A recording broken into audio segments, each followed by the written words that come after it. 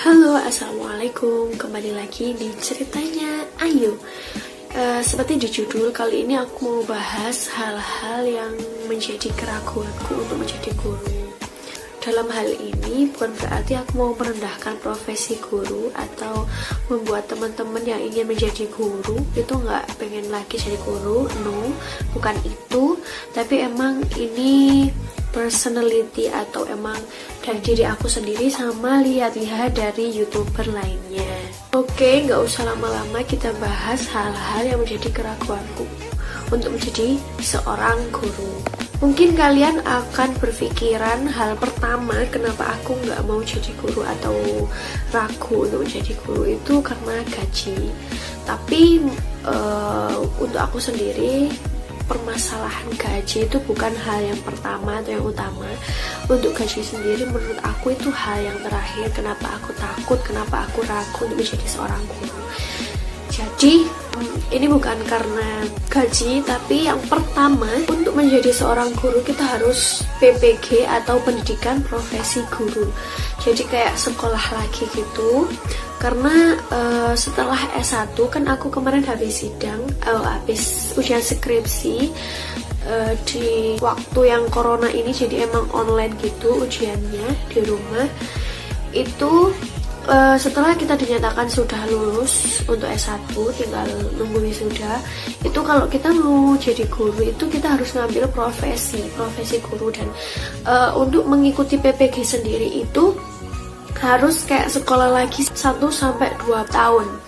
Dan karena aku orangnya kayak nggak mau pikir berat lagi, kuliahku yang udah bisa dibilang dari September 2016 sampai kemarin April 2020 ujian itu udah menempuh 3 tahun 3 atau 4 bulanan lah.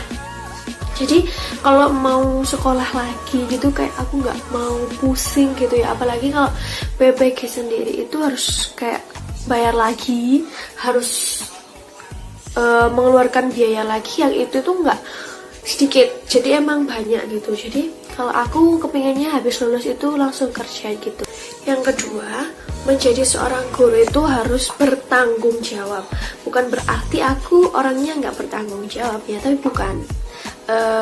Guru itu harus mendidik, membimbing, dan mengajar. Jadi ketika itu kita harus menjadikan seorang siswa itu menjadi lebih baik sebelum dia sekolah, terutama dalam hal pendidikan. Nah, seperti itu. Jadi kayak menurut aku itu kayak susah gitu buat mengajar, mendidik atau membimbing. Apalagi kan aku jurusannya guru SD. Kalau PGSD itu memang ngajarnya harus di SD. Kalau misalnya mau ngambil di SMP atau di SMA itu bisanya kalau memang jurusannya itu yang pendidikan kayak cuma bahasa Indonesia, matematika, atau PPKN gitu aja. Tapi kalau memang aku dari pendidikan guru sekolah dasar, memang harus benar-benar ngajarnya itu di SD, bukan di SMP atau SMA. Yang ketiga kita menjadi guru itu harus berwibawa, karena kita juga menjadi contoh atau role model. Dan guru itu harus digugu dan ditiru kan. Jadi aku sendiri orangnya itu kayak petakilan gitu. Aku tuh nggak cocok banget kalau mau jadi guru, kayak harus jaim gitu ya. Ketika jadi guru itu emang harus dihormati. Dan aku tuh kayak orangnya tuh nggak suka kayak terlalu dihormati. Atau ya memang kan kita guru, memang siswa itu harus menghormati guru karena kita memberikan ilmu kepada siswa. Tapi kalau aku sendiri kayak nggak cocok berwibawa gitu ya, pokoknya gitu. Dan aku orangnya kayak gini, petakilan.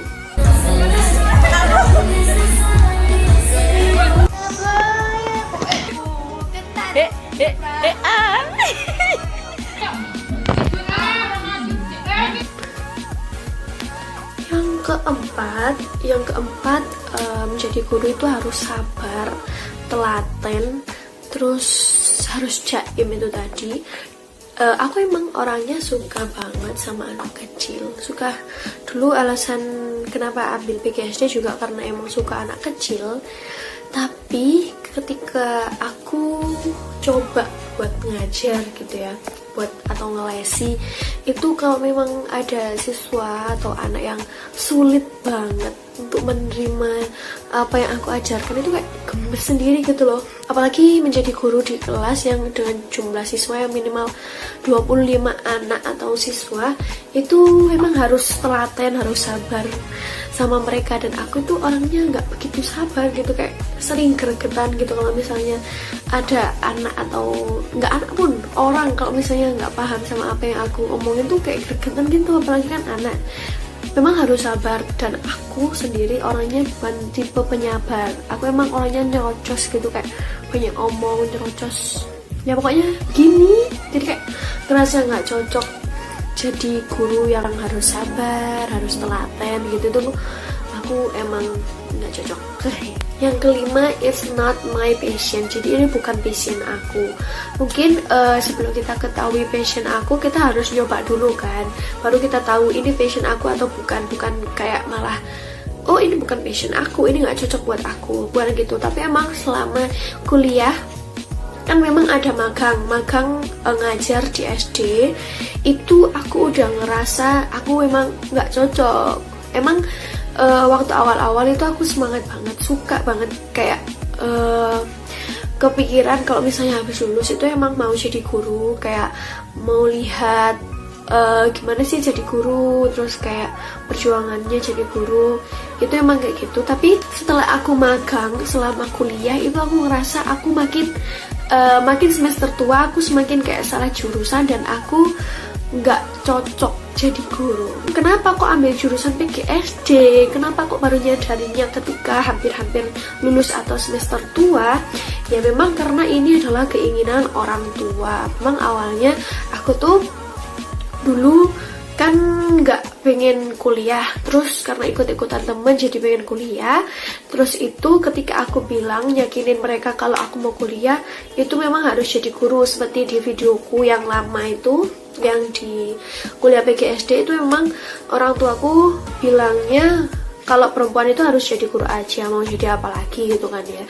Ya udah aku nurut. Terus emang aku mikirnya ya udah sih mungkin enak gitu ya jadi guru, apalagi sama anak-anak kecil. Terus pelajarannya di PGSD itu nggak begitu sulit. Tapi ternyata emang aku salah jurusan. Jadi emang aku nggak mau kalau misalnya habis lulus ini aku harus diatur lagi harus jadi guru. Jadi aku maunya emang kayak ambil kerjaan lain, coba-coba hal-hal baru ya begitu. Jadi ini emang bukan passion aku. Yang keenam itu administrasinya yang ribet, karena sistem pendidikan di Indonesia, karena juga yang harus PPG tadi, terus kurikulumnya itu selalu ganti-ganti setiap ada menteri yang baru.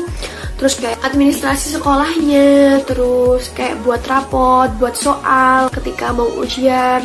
Terus kalau misalnya ada akreditasi sekolah itu kita emang harus super sibuk buat membantu sekolah biar akreditasinya itu makin baik. Kemarin waktu aku magang, sekolahnya itu lagi mau akreditasi, dan aku sama teman-teman magang aku tuh bantu sekolah biar akreditasinya itu baik. Ribet banget dan aku kayak gak mau. Terus kalau misalnya mikir hal ini itu langsung kayak ke gaji juga sih, mikir ke gaji. Kalau misalnya kita sebagai guru itu sibuk banget tapi gajinya cuma segitu. Terus yang ketujuh sesuai dengan perkembangan zaman, generasi milenial ya, anak zaman sekarang itu emang suka main gadget atau udah nggak ada main-main yang kayak di kampung atau di perkotaan yang memang suka main bersepeda, terus kayak sepak bola, kayak main-main gitu. Itu udah